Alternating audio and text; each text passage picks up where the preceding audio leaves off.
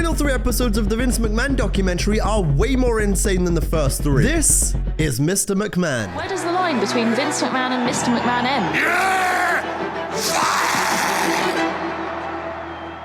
I have never known a guy that could make as many enemies as Dr. Jerry Graham. Maybe that's one reason why I liked him, I don't know.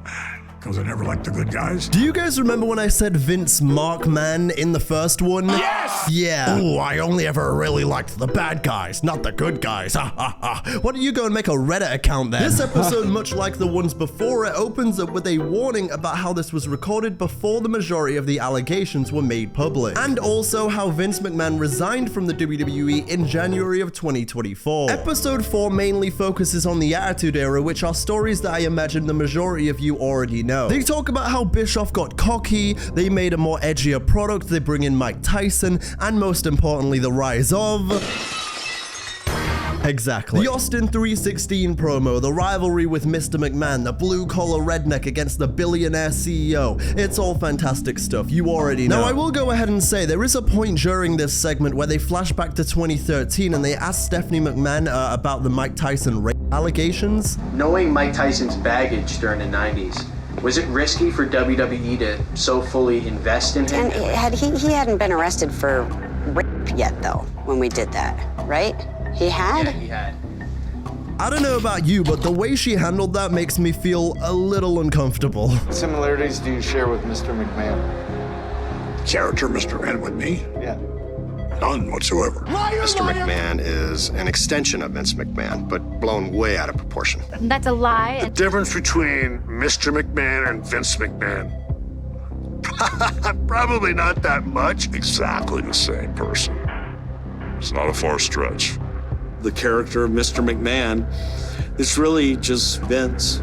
He'll tell you different. No, Mr. McMahon is Vince. I find it very interesting here how it goes from him being like, oh no, I'm different. And then it's Shane's like, no, of course not. My dad's not that guy. No, cha-ching, cha-ching, dollar. And then Shawn Michaels is like, yeah, he's pretty much the same person. He's pretty much that guy. And then for even as much as I believe that Hulk Hogan and Bruce Pritchard are 2 of the biggest dick riders you ever could have seen in this documentary, even they are kind of like, it's pretty much the same person, brother. But of course, Vince was never going to tell you that. I mean, have you seen some of the deranged things that the Mr. McMahon character has done? And someone did go ahead and point this out in the comment section of part 1, by the way, about how there's a point in this documentary where he is talking about how, oh, he's never done this and he's never done that, and whoever the editor was, my goodness, you fucking snapped, because he's all like, oh, I've never done this, and then they'll be like, here's this thing, you this terrible thing you did. Oh, I never did that. Here's this I would never do that. Bang. Just 4K. You have a whole network dedicated to all your crimes, pretty much, sir. We got you. Also, while I'm here on Comment Watch, there was someone in the comments last time who was like, what's with all these sound effects? Oh, sweetie, you have so much to learn about this side of town. Yes. Welcome to the Deonte DJ YouTube channel. No, we're not like the rest, and yes, we have a soundboard. Damn right. Exactly. Vince took our formula, decided he was going to do it, only he was going to do it better. And he did. There were so many things that we did at WCW that WWE eventually replicated. Genuinely, one of the harshest lessons I've ever learned in my life so far is that it's not about who does it first, it's about who does it better. That one is true. And no matter how hard Dwayne worked in the ring, initially people started booing him. I'm sick of hearing about Rocky Maivia old man. Who cares? Whoa, no, hang on a second, hang on a minute. Pulling out the Pokeball, throwing that shit. Ladies and gentlemen, I just caught myself a new sound effect. Who cares? They then talk about the rise of The Rock going from the Die Rocky Die chants to one of the biggest stars of the Attitude Era. Vince, and I know this for sure, he was always about, I don't care what color you are. You could be black and green and purple. You could be a unicorn for all I give a shit.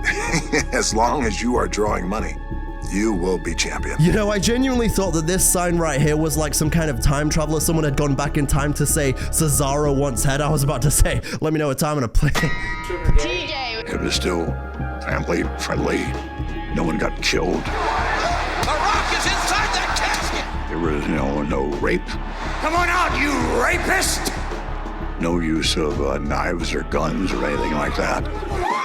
Once again, props to the fucking chef, props to the editing team, because whoever did this to prove that he's a liar on his own stage, my goodness, you, editor of the year, you've done it. Congrats, we're giving you a Slammy award. Shawn Michaels goes on to talk about how he shouldn't have objectified their women, or The Rock even talks about how being that exploitive of China wasn't cool. And then Trish Stratus goes ahead and talks about Sexy Sable and how, while her sex appeal was her main thing, she could also go a little bit in the ring. Bra and panty matches? I'm not sure that that would be suggested today. At that time, that was what was on television. Do you think so, Bruce?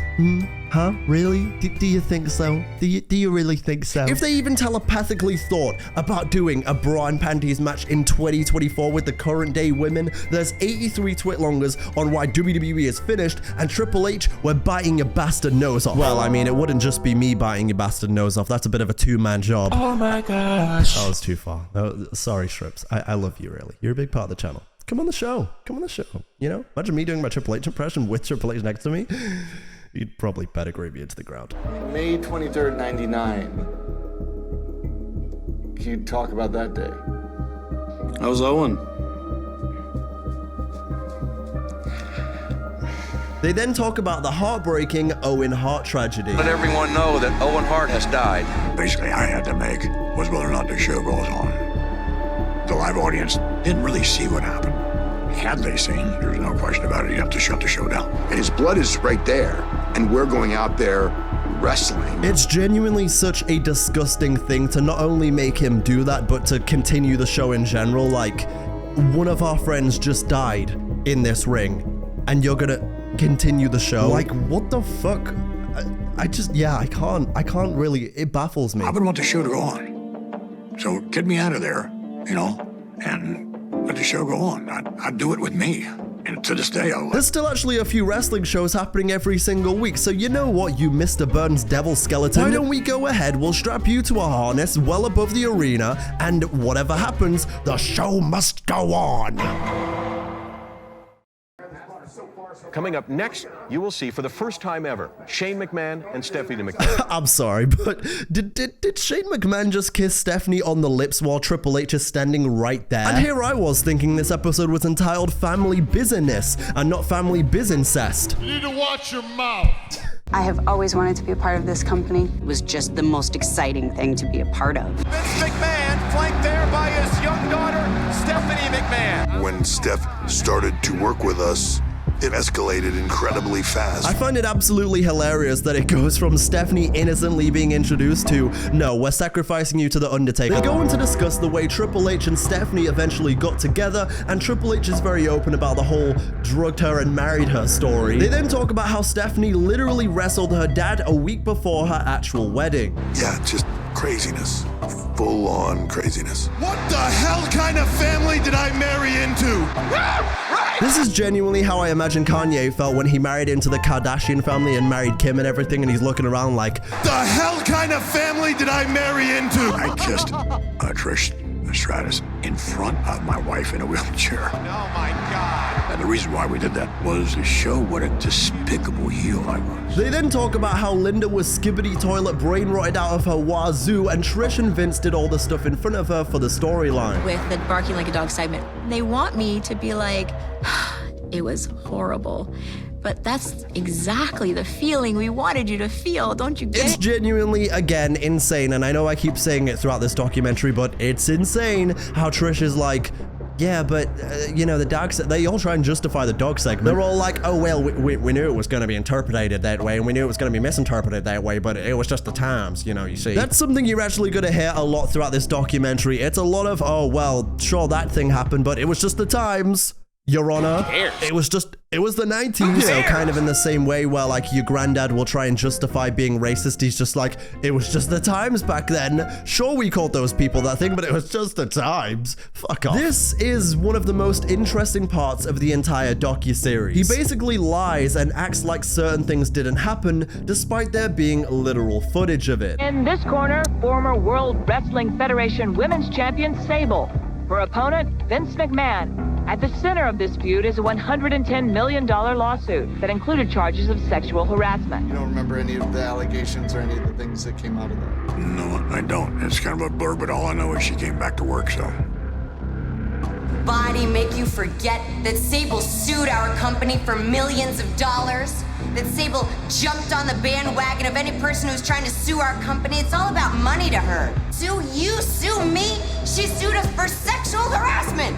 This all coming after Sable had already sued the WWE for sexual harassment, and they basically just made it all into a storyline. Water back, there was a storyline with your character where there was an affair.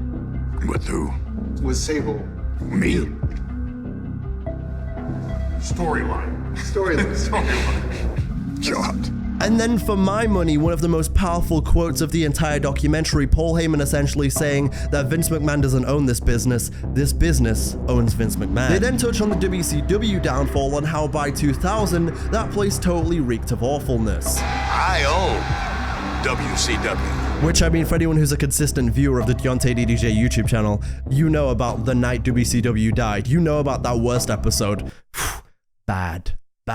Hilariously bad, but bad. They then go on to talk about the rise and fall of the XFL, which has already been heavily documented, so let's go into extreme detail about it. I don't give a fuck, okay? Why? Who cares? They then go ahead and play this heated interview segment where Vince McMahon gets really angry and he's like, rah, rah, rah, rah, rah, because the interviewer, well... He's cooking here, brother.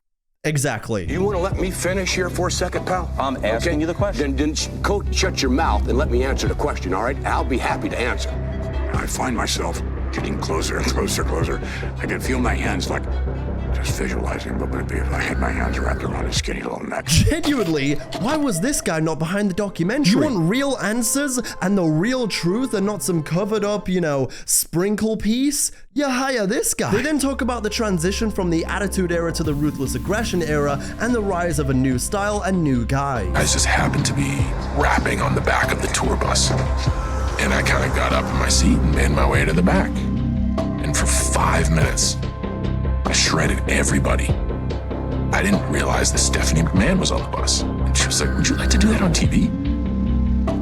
I said, fuck yes, I would. Sometimes I open Instagram and I go to the comment section and I see all those before GTA 6 comments and I think, would I like these to disappear? Fuck yes, I would. Fuck yes, I would. One of my storyline ideas was that Stephanie gets pregnant. And I think I was the one who impregnated her, my character. I think it was something like that. It was like, no, that one didn't make it. You wanted to do a storyline where you, her father, impregnate her, your daughter. You sick freak! This episode wraps up talking about blending the reality between the difficulties of working together as the McMahon family and how much of what we saw on TV was actually reality. Always a higher standard. I represent him, and it's very important to represent him correctly. He was certainly easier on me than Shane, for sure. They also talk about the fumble that is one of the McMahons buying UFC and how it ended up being wildly successful. And then Paul Heyman gives a great little speech about Shane's lack of killer instinct and how one night Vince said, if you want to take this from me, you're gonna have to kill me and take the company like a man. But in the end, Shane going ahead and picking option B and leaving WWE to go do his own business side quest. They then go ahead and talk about the allegations against Vince again as a cliffhanger for the final episode. And they also briefly touch on the settlement between Sable and Vince and WWE in 1999. The final episode opens up with Vince once again almost trying to misdirect the things he's done by talking about himself having two personalities. What's the other brain thinking about now? Something having a lot of fun, and it's involving sex. What? They then go ahead and talk about one of the biggest years in WWE when it comes to negative press, 2007. They begin with the battle of the billionaires between Trump and McMahon. They essentially go on to discuss and imply that the way Donald Trump can be a bit of a character sometimes, that is actually derived from Mr. McMahon. But where this episode really takes a turn is, of course, talking about... In reality, WWE superstar Chris Benoit, his wife Nancy, and their son Daniel are dead. They then introduce Chris Nowinski and he discusses how a concussion ended his career, and he goes into detail about CTE and how it essentially rots the brain away. You're probably doing something wrong. I'm not a CTE guy. My brain hurts Just don't believe in it. You know, I love Stone Cold Steve Austin, like many of you, but hearing him say that is possibly one of the stupidest fucking things I've ever heard anyone say in my entire life. A man, by the way, who in of himself is not guilty free from, you know, the effects of CTE or brain damage or anything. He himself has taken all those chair shots that Benoit was taking as well. And so, yeah, I know that was quite like a viral thing. Like, a lot of people were like, what are you doing? It even spawned its own new meme over here. But genuinely, Steve, I can't believe you would fucking say that. There are so many of your friends and colleagues that have dealt with this, that have died young from this kind of thing, from the effects of the wrestling business and what it was in the 90s and the 2000s, the early 2000s, and you're still gonna sit there and be like, I don't believe in it. I don't know about CT. I don't believe in that. You know, it's just not me personally. Undertaker basically then talks about how he thought it was insane that they'd ban chair shots to the head because it's old school. I have to admit, initially I was pissed. Like, how are you going to take away the chair shot? It's a staple of our industry. They then skip ahead and discuss the end of the streak at WrestleMania 30 and reveal that Taker, as far as he knew, and as far as everyone was concerned, he wasn't losing that day until Vince came up to him in the locker room and told him, yeah, it's over. Looking back on it, I don't see where Mark was concussed. Could have happened, but I think Mark just didn't remember any of that because it was so traumatic for him. More attempts at gaslighting and manipulating the narrative from Dry Bones over there. You know, the more I see from The Undertaker and the more he opens his mouth and talks about things, the more I think maybe you should have just stayed as the dead man forever. Just stick to the gimmick all the time, because seriously, I'm tired of hearing you speak. And I'm so tired of The Undertaker dick riding Vince McMahon, like, sure, whatever, oh, Vince did this for me, shut up. Like, sure, he went to the hospital, but even to this day, he's basically saying, nah, you just got caught up in the story in the moment. Vince basically said, no, your name isn't Mark, but brother, you are one. He's had the role in my life of a father figure, a father-son relationship with Vince. I mean, I'd honestly take a bullet for that man. Sugar what? Now, in a docuseries, a documentary full of all these dark moments and all these horror moments, this next one is actually pretty wholesome. I was like, you guys want to come out with me? Do me the honor. I want you to come out. It's like, what? They're like, are you serious? My boys were doing my stuff and they're doing the arm twist. I go, look at these little dudes. They go into detail about how many truly insane things Shane did and have a pretty emotional ending where Shane finally gets his dad's approval and hugs him. Yes, come on, Shane-o, you can finally do it. You can finally graduate Camp WWE. Finally, you've got your dad's approval. It's just a shame that he likes the guy who was banging his daughter a little more than you. Because I said, listen, Shane. The documentary wraps up with Vince saying this. Do you ever see yourself taking a step back? Taking a step back. Retiring. Do I ever see myself retiring? No, I don't see myself ever retiring. That aged just like your face. Terribly. What do I think it would take for Vince to retire? A nuclear bomb exploded. You know, it's it's crazy that you would say that, Booker, because guess who just got a 25 kill streak, motherfucker? Tactical nuke incoming! Rest in piss, bozo. McMahon initially hired the woman at a salary of $100,000, but increased it to $200,000 after beginning a sexual relationship with her. The person who wrote the email portrayed it as a relationship where McMahon was taking advantage of someone and was conducting a consensual affair, but the power was clearly with the guy who was the CEO. And that is not where we're done. Some of what was played for laughs as part of the character was not that funny and was, in fact, very, very serious. In 2006, there was a woman who worked at a tanning salon, and she alleged that Vince McMahon had shown her naked photos of himself and had groped her. There are many allegations against this man about all the hush money and awful things he did, and they continue to talk about SmackDown. The episode of SmackDown where Stephanie McMahon comes out and talks about how her dad had just retired, and, you know, uncomfortably as it was clearly for her, she was like, thank you, Vince. Fuck you, thank you, Vince. Yeah, go my dad. Woo, he's a terrible person. Misconduct. It turns out now there's a lot more to the story. Vince McMahon reportedly agreeing to pay $12 million to 4 different women over a 16-year period, according to the Wall Street Journal. The deals were made to suppress allegations of sexual misconduct. Do you think the business can survive without him? Honestly, without Vince, I don't think it will. You dumb red and yellow son of a bitch. To him. But 5 minutes later, do we care? I don't know how much. I think we'd be more interested to see him come back. I don't even know who you are. Shouldn't you be playing Meg Griffin in a live-action version of Fam? And it's personal to me. Is there something about Vince that we're missing? Yeah, the human side. You know, to be fair, I'm not even surprised that this was Bruce Pritchard's entire vibe throughout this documentary. He's always gonna suck Vince off, okay? He's been his right-hand man for decades. My wife was given a 4-year life expectancy. Best case scenario. That was 24 years ago.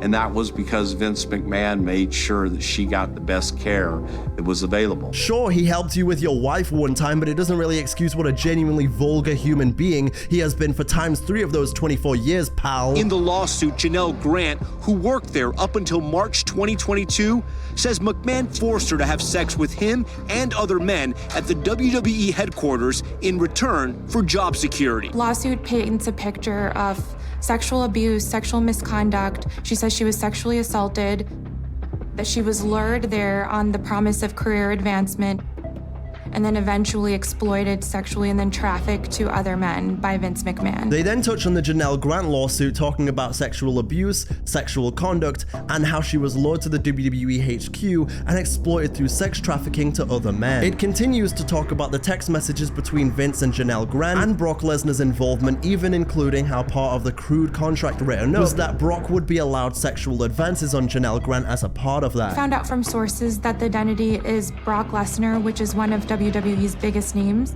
She alleges that McMahon shared the explicit photos with him and informed her that he likes what he sees. They then continue to go on to talk about how after the lawsuit was filed, he then stepped down, selling all stocks in TKO and disappearing. While WWE has reached peak success, especially at WrestleMania 40 this year, they do go ahead and touch on the tragedy of Ashley Massaro. About how Ashley was abused, she was exploited, and nothing was ever done about it, going into detail about her tragic suicide as well. In 2019, Massaro was found dead in an apparent suicide. After the Janelle Grant allegations, Ashley Massaro's attorney released a previously unreleased statement from Massaro that claimed that Vince McMahon made sexual advances on her, that Vince was well known for this sort of thing. The docuseries comes to an end with Vince McMahon questioning which version of himself is actually Vince and which version is Mr. McMahon, the character he was playing. They become the character. I'm wondering myself now, which is the character and which is me? I guess maybe it's a blend. One is exaggerated a little bit, but I'm not so sure which one. And one final time, they pop up a card about the most recent updates surrounding this whole thing. Overall, is this documentary worth watching? Not really. I'd say if you're still gonna watch it, just watch the last 3 episodes, because realistically, the first 3 episodes are a whole lot of history on how Vince built the company, and it's a whole lot of, oh, look at how good Vince was, look at what he survived, wow, WrestleMania was crazy, huh? And as a lot of you pointed out recently as well, a lot of the things that are in this documentary are things that have already been documented anyway, for the most part. It's a whole load of propaganda for most of it, and realistically, if you want to find out the real and harsh truth about it all, then there's a lot more research that you can do personally, and a lot better documentaries out there than Mr. McMahon.